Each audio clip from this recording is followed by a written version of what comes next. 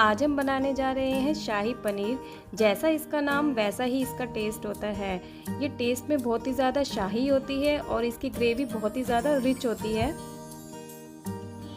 शाही पनीर जो है टेस्ट में कुछ कुछ बटर मसाले के जैसे ही लगती है, लेकिन इसका टेस्ट जो है उससे थोड़ा अलग होता है। ये थोड़ी सी खट्टी और थोड़ी सी मीठी होती है।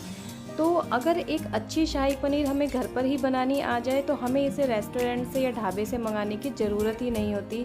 तो चलिए बनाते हैं शाही पनीर, वो भी एकदम परफेक्ट तरीके के साथ।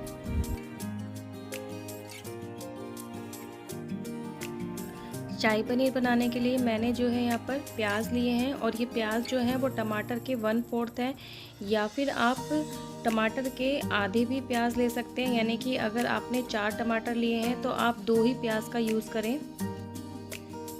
और इसके साथ ही मैंने लिए हैं 10 से 12 काजू।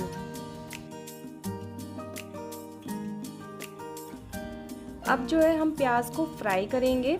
अब प्याज के साथ ही हम इसमें डालेंगे 2 तेज पत्ता, बड़ी इलायची, और साथ ही मैंने इसमें डाली है दालचीनी और 2 लौंग, और साथ ही इसमें डाल दिया मैंने 1 चम्मच जीरा। अब इसे हम जो है मीडियम फ्लेम पर अच्छे से फ्राई करेंगे। प्याज को हमें यहाँ पर ज़्यादा नहीं पकाना है, बस हमें इतना ही पकाना है कि इसकी स्मेल थोड़ी कम हो जाए। अब इसमें मैंने डाल दिया 1 चम्मच लहसुन और अदरक का पेस्ट। अब जब तक हमारे प्याज फ्राई हो रहे हैं, मैंने यहाँ पर लिए 4 से 5 चम्मच दही, और इस दही के अंदर जो है मसाले ऐड करेंगे। मैंने यहाँ पर डाली है आधी छोटी चम्मच हल्दी, आधी छोटी चम्मच लाल मिर्च, इसके साथ ही डालेंगे 1 चम्मच कश्मीरी लाल मिर्च, और साथ ही इसके अंदर डाल दिया मैंने आधी चम्मच गरम मसाला, और इन सारी चीज़ों को अच्छे से मिक्स कर लेंगे। इस तरह से मसाले डालने से ये होगा कि हमारे जो मसाले हैं वो घी के अंदर जाके जलेंगे नहीं। अगर आप दही नहीं यूज़ करना चाहते तो इस स्टेज पर आप क्रीम भी यूज़ कर सकते हैं। बस दही यूज़ करते समय आप ये ध्यान रखें जो दही है वो खट्टा नहीं होना चाहिए।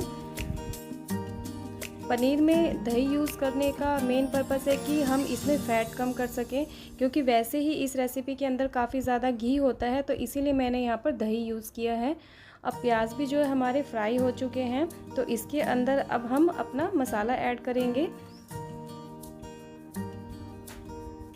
तो अब जो हमने ये पेस्ट तैयार किया था मसालों का, वो इसके अंदर हम ऐड कर देंगे।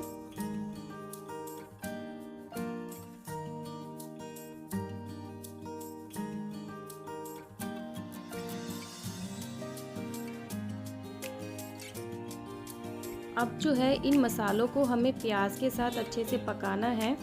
इस प्रोसेस में हमें 3 से 4 मिनट ही लगेंगे। तो इस तरह से मसालों को प्याज के साथ पकाने से हमें एक बहुत ही अच्छी ग्रेवी मिल जाएगी, और मसाले भी जो है वो प्याज के साथ अच्छे से पक जाएंगे। तो मसालों के अंदर अच्छे से जो उबाल आ चुका है, मसाले जो है हमारे पक चुके हैं। इन्हें पकाने में मुझे 3 से 4 मिनट ही लगे हैं। तो अब इस स्टेज पर हम इसके अंदर टमाटर भी ऐड कर देंगे। तो अब इसके अंदर मैंने जो है टमाटर ऐड कर दिए हैं। अब इन टमाटर को भी हम इनके साथ अच्छे से मिक्स करते हुए पका लेंगे। टमाटर को डालने के बाद हम इसके अंदर काजू भी ऐड कर देंगे और उसको भी इसके साथ पका लेंगे। इन सारी चीज़ों को हमें 1 से 2 मिनट के लिए मीडियम फ्लेम पर अच्छे से पकाना है। अब हम जो है इसके अंदर पानी ऐड करेंगे। यहाँ पर मैंने इसके अंदर 2 कप पानी ऐड किया है। आपको जितना भी पनीर के अंदर पानी यहाँ ऐड करना है वो इसी स्टेज पर डाल दें, और साथ ही डाल दें इसके अंदर नमक, ताकि हमारे टमाटर जो अच्छे से पक जाएं। पानी जितना भी हमें डालना है वो इसी स्टेज पर हम डालेंगे। इसके बाद हम इसके अंदर पानी ऐड नहीं करेंगे। तो इसीलिए आप यहाँ पर पानी डालते समय ध्यान रखें कि आपको इसकी ग्रेवी कितनी थिक चाहिए। तो अब टमाटर जो है वो अच्छे से पक चुके हैं, बॉईल हो चुके हैं। अब इस स्टेज पर हम फ्लेम को ऑफ कर देंगे और इस मिक्सचर को ठंडा होने तक वेट करेंगे। अब मिक्सचर जो है वो ठंडा हो चुका है, तो अब इसे हम पीस कर एकदम फाइन पेस्ट तैयार करेंगे। तो इसे पीसने के लिए या तो आप किसी ब्लेंडर का यूज़ कर सकते हैं या फिर आप इसे किसी मिक्सर जार के अंदर भी पीस सकते हैं। तो मैंने इसको ब्लेंडर से अच्छे से पीस कर तैयार कर लिया है। इसे आप बिल्कुल फाइन एकदम पीस कर तैयार करें। ग्रेवी को पीसते समय आपको ये ध्यान रखना है कि इसके अंदर बिल्कुल भी बड़े पीसेस नहीं होने चाहिए। तो अब हमारी ग्रेवी जो है वो बनकर तैयार हो चुकी है। अब हमें जो एक स्टेप करना है, हमें क्या करना है कि एक स्ट्रेनर लेना है और इसमें जो है ग्रेवी को डालकर अच्छे से छानना है। इससे जो हमारी ग्रेवी होगी वो बहुत ही ज़्यादा स्मूथ बनकर तैयार होगी। ग्रेवी का टेक्सचर भी एकदम परफेक्ट बनेगा। तो इस तरह से आप भी ग्रेवी को अच्छे से छान लें। अगर छानने के बाद आपकी जो ग्रेवी में थोड़ा सा मसाला एक्स्ट्रा बच जाता है, जो कि छनने में दिक्कत आ रही है, तो आप उसको एक जार के अंदर डाल के दोबारा से पीस सकते हैं। तो हमारी ग्रेवी बनकर तैयार हो चुकी है। अब कढ़ाई के अंदर देसी घी डाल दें, आप चाहे तो इसमें बटर भी डाल सकते हैं। अब इसके अंदर हमें चीनी डालनी है। चीनी जो है हमें 10 से 12 दाने ही डालने हैं। जैसे ही चीनी कैरेमलाइज्ड हो जाएगी, हम इसके अंदर डालेंगे कश्मीरी लाल मिर्च।